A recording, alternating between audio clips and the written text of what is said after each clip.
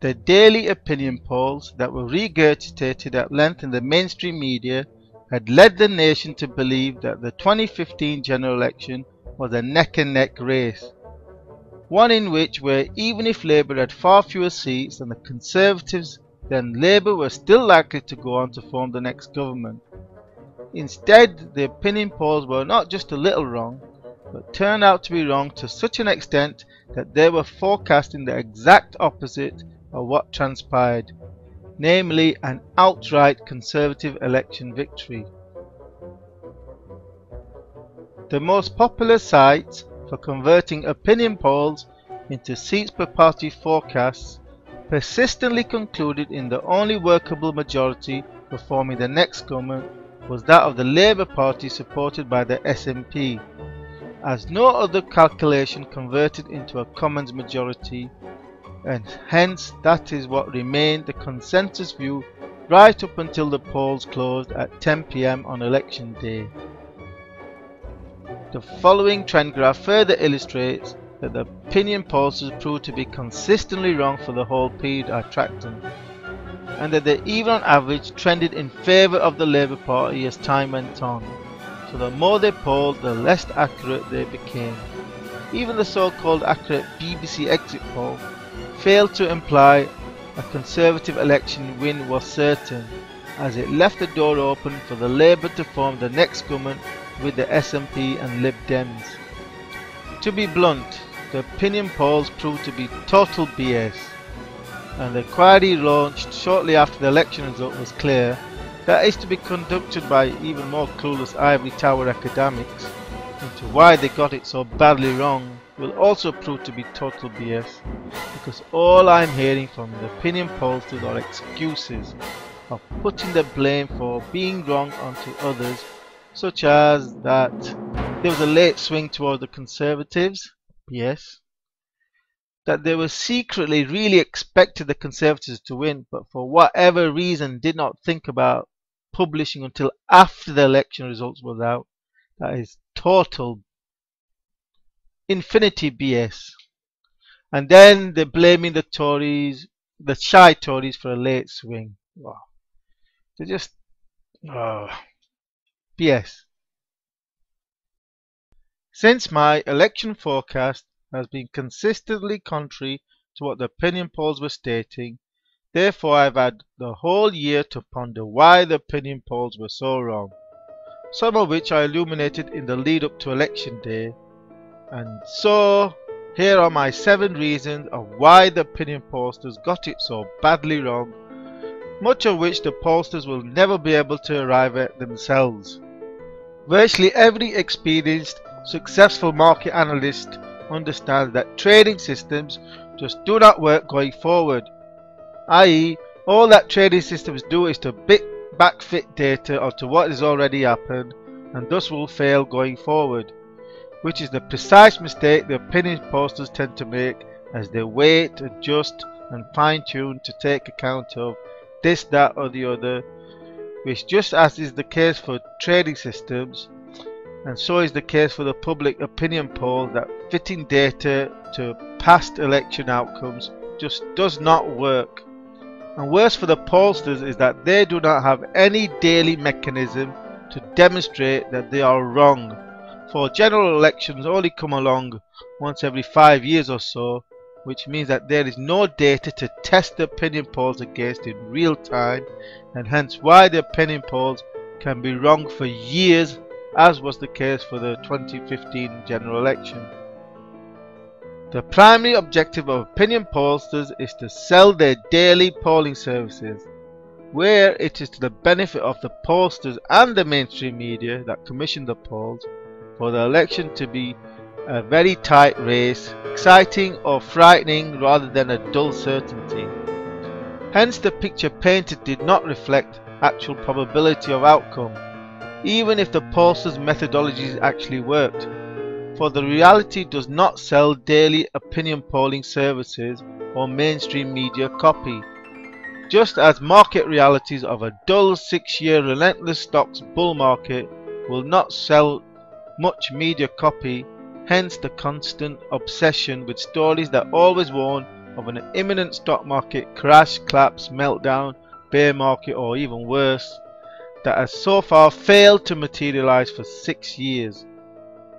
The pollsters apparently tend to be pseudo-academics who are linked to research institutions or universities where the tendency is to lean to the left of centre, which is not just for 2015 but for countless elections beforehand, that tended to exhibit a bias towards Labour, where whatever the subsequent excuses the pollsters made of ensuring that the next time they would get it right, in reality they never do, because the polling institutions fundamentally remain leaning left of centre. Just as the pseudoscience of economics is merely economic propaganda to massage the general population's future expectations, for instance the Bank of England's persistent propaganda of the danger of always imminent deflation, when the reality is one of the UK being immersed in an exponential inflation megatrend, then so are opinion polls propaganda to massage the general population's election expectations, as clearly the opinion polls propagandized expectations for a Labour election win as being probable. It's not just the academics are left-leaning, but just as is the case with their economics counterparts, who nearly always get it wrong, because academics tend to live in the ivory towers who are heavily invested in theories and methodologies that are only rarely tested in real life, whereas one who trades the markets has got to get it right more often than they get it wrong, as they will go bust, as I've written countless times over the years. Therefore, the problem once more is one of lack of a mechanism to demonstrate that the methodology works or not. And even then, there is a tendency for academics to ignore reality and continue to stick with theories and methodologies that fail in reality, which is just the case with the opinion posters who are busy putting up a smokescreen of excuses to put the blame of being wrong elsewhere, such as on shy Tories. As I've mentioned earlier, a number of posters are now starting to make ridiculous statements that they secretly knew Labour would lose the election, but of course waited to publish their findings until several days after the election results were known. Just how stupid do they think people really are? There is no evidence for this whatsoever, as apparent by the election campaigns fought by both Labour and Conservatives that implied it was a tight election race, and resulting in a shock surprise at the result, which was contrary to the opinion polling. This illustrates that the opinion pollsters are nothing more than bullshit artists, whose primary objective is to sell their services to the gullible mainstream media, who actually want a tight election race so they can continue to maximize sales. So today we are seeing an opinion poll sales industry trying to reinvent history so they can continue to sell their services in the future. And last but not least, calling people for their opinions illustrates a public sector mentality, that of pollsters going through the motions of providing a service because its accuracy is only tested once every 5 years, so that for most of the time they can get away with selling garbage, as illustrated through the practice of telephone polling. It does not take a genius to work out that most of the people who are going to pick up the phone at home are people who are likely to have been sat on their lard asses on benefits, hence the bias towards Labour voters for the phone polling at least, as the same is likely to happen for high street and shopping malls polling, as the people who tend to vote Conservative will be busy working. Furthermore, what the pollsters fail to realise is that people of Britain over the past 10 years have become increasingly sick to death of junk phone calls, such as the PPI insurance claims, accident claims, change your broadband provider BS, that prompts many to offer misinformation to whomever is calling as a practiced automatic response to unsolicited phone calls, as I also tend to do quite regularly. Hello. Yeah. Hi, it's Kevin calling. How are you? Okay. We just had an indication that you may have had an accident in the last 3 years. Is that right? Yeah. And did you manage to put in a claim to get compensation? What? Did you put in a claim to get compensation? No. No. Were you hurt or injured because of the accident? Yeah. Okay. And do you know what year it happened? Last year. So 2014 sometime, yeah? Yeah. Okay. Did you need to go to the doctors at all, or the hospital, GP? Hospital. You went to the hospital, yeah? And you haven't got a solicitor yet to help you to get compensation? No, I died. You died? Yeah. Alright, so you're making this up, is it? No, serious. I'm a ghost. I'm gonna come through the Yes, phone sir. and haunt you now. The rest of your How old life. are you, sir? I'm gonna come through the phone and haunt you for the rest of your life.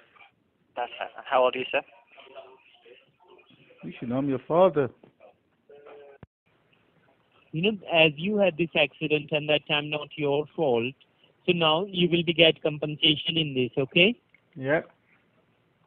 You will be get compensation is around about 3,000 to 4,000 pounds for yourself, and in this accident the fault of other car driver, so their insurance company pay you. All right. Yeah. So now I'm discussing few basic thing about your accident. After that we can release the paperwork at your doorstep, which you can read, verify, sign, and send them back to us. And within 40 to 45 days, you will be get compensation in this, okay? Yeah. So can you tell me how did you have this accident? How this accident happened? It happened in a car. Yeah, so somebody hit your car from the back, from the side? From the backhand side. Is it completely fault of the other car driver? They hit your car from the back? Yeah. And that time you just alone in the car, son? Somebody else with you? Just me. Just me. Just you in the car. So you will be get compensation in this. So which car you was driving, sir? What was the make and model of your car? The Lamborghini. Lamborghini. Yeah. You can have the registration number of your car. Yes. FU You can have that? 224. Huh? Sorry? FU 224. Huh? That's it. Private plate. It's a private plate registration number. It's a Sierra Uniform 224. Yeah. All right. And so, in this accident, the fault of other car driver, they hit your car. Yeah. So their insurance company pay you in this. So can you confirm me the registration number of that car who hit your car? I can't remember. Because that time you must be exchanged the detail of that car. You must be took any picture. You must be written anywhere the registration number of that car who hit your car. Nothing else. Oh, everybody died. Hello. Yeah, everybody died. Hello. We were all killed. I can't hear you. You. Hello? Hello? Hello there, my name's Lewis. I'm calling from Populous, the independent research company. Yeah. And today we're conducting a very brief study in your constituency that takes about 3 minutes. We just wondered if you could spare that time to run through a few quick questions. Yeah, okay. Fantastic. In that case, just so we know we're speaking to a cross-section of the population, is it possible there's anybody in the house aged 18 to 44 we could speak to at all? Yeah. Is that you? Yeah. That's brilliant. And can I check you? Therefore, the pollsters making unsolicited calls were far more likely to be on the receiving end of deliberate misinformation this year than in years past. Why? Not just because of the irritation at being on the receiving end of a continuous stream of unsolicited junk phone calls, but also because it is none of anyone else's business how a person will vote. So a little bit of mischief making tends to come into play to teach the pollsters a lesson, which clearly could have had a major effect on the opinion polls conducted in the marginal seats.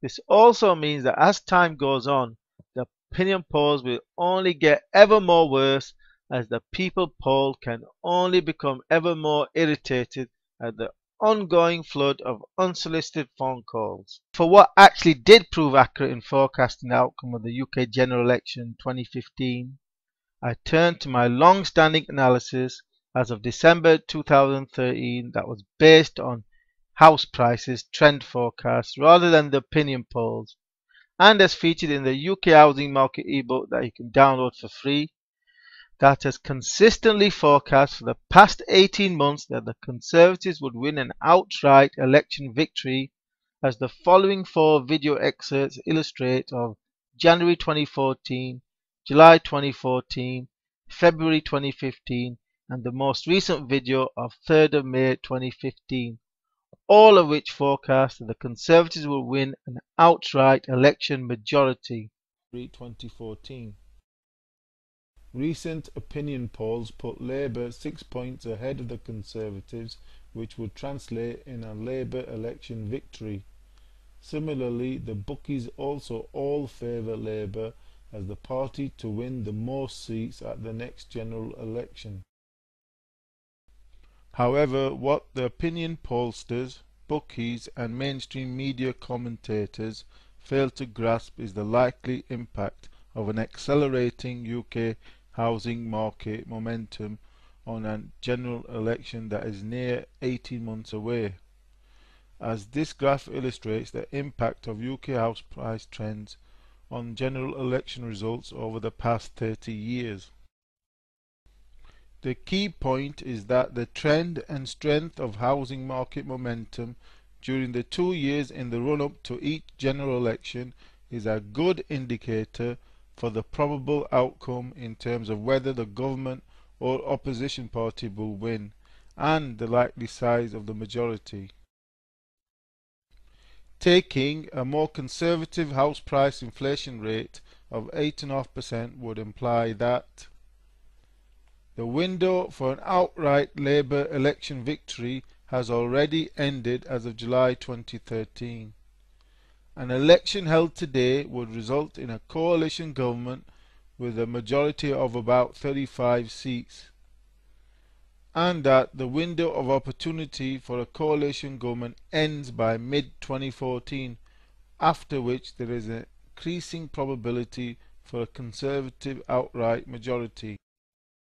Therefore, in conclusion, a May 2015 general election would result in a Conservative overall majority of about 30 seats. Do read the full analysis for the political strategies that the various parties may employ in the run-up to the next general election as they try to skew the results in their favour. Remains on track to achieve a 55% increase by the end of 2018.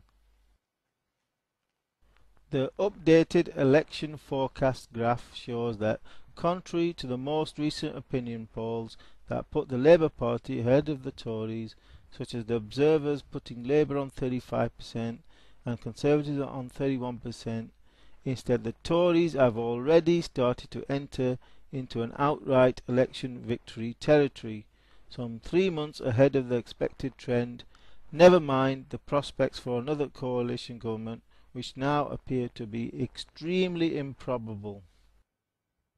Remember to subscribe to this YouTube channel and my free Market Oracle newsletter. It is now 14 months since I published my UK house prices 5-year trend forecast that concluded in expectations for a 55% rise by the end of 2018. The updated Halifax average house prices graph to January 2015 of £190,000 shows that the UK housing bull market paused from August to December 2014 before resuming its bull trend in January. House prices are currently showing a deviation of 3.3% against the forecast trend trajectory. If the current deviation continued to persist, then this would result in a 15% reduction in the forecast outcome to approx 40% rise by the end of 2018. This graph further illustrates the fall in momentum during the second half of 2014 and the recent surge back higher to 10% as UK house prices look set to soar to an annual inflation rate of well above 10% per annum, timed to just reach their peak during May 2015 at probably around 12%, though unlikely to accelerate any higher due to weakness in house prices in the southeast. Clearly, the house prices driven economic mini boom is timed to peak during May 2015 at approximately 12% per annum. That would just exceed the 10% of Labour's mini boom into May 2010 election, which therefore implies the Conservatives should continue to improve right into polling day. So house prices are suggesting a very similar election result for the Conservatives to that of 2010. My long-standing general election forecast based on house prices is for a probable Conservative general election victory. The updated graph illustrates that the Conservatives are virtually on track to achieve the original forecast outcome for an outright election victory, which no one today is advocating. The latest Halifax average house prices data released for March 2015 of 191.5k is showing a continuation of the bull market after the pause of August to December 2014. House prices are currently showing a deviation of 4% against the forecast trend trajectory. In terms of the long-term trend forecast for a 55% rise in average UK house prices by the end of 2018, if the current deviation continued to persist, then this would result in a 15% reduction in the forecast outcome to approximately a 40% rise by the end of 2018. House price momentum has picked up from February's plus 6.6% to 7.7% for March, though has missed the headline-grabbing new all-time high in average UK house prices just prior to election day, probably due to ongoing weakness in house prices in the southeast. Therefore, the Conservatives' mini-election boom appears to have failed to spike to a plus 10% inflation rate for election day, where my expectations were that it could have ranged to as high as plus 12%. That would have triggered an outright majority 30 seats inducing result, as my long-standing analysis of seats versus house prices forecast. The updated election seats trend graph suggests that the Conservatives are on target towards achieving a single digits outright majority, which is completely contrary to every opinion poll published this year, which, if it materializes, then I'm sure for election 2020 everyone will be staring at the house prices indices rather than the opinion polls, though as is usually the case that when the consensus becomes focused on a particular indicator, then that is when it usually stops working. Therefore, my analysis of UK house prices converted into seats by far proved to be the most accurate forecaster for the UK general election outcome.